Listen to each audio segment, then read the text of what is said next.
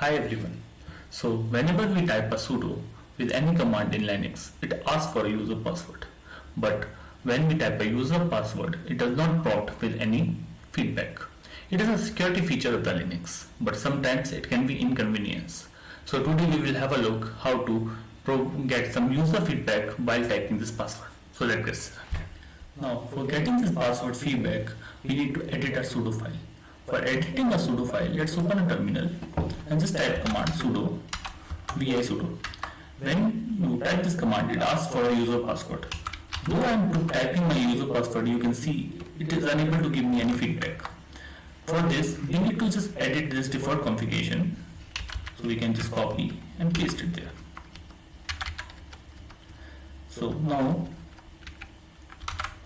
we have to type pw feedback and done. Now you can see the file and exit.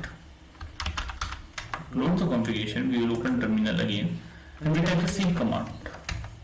Now you can see when we type password, it prompts me with a feedback, and that's how we set our feedback for the sudo password.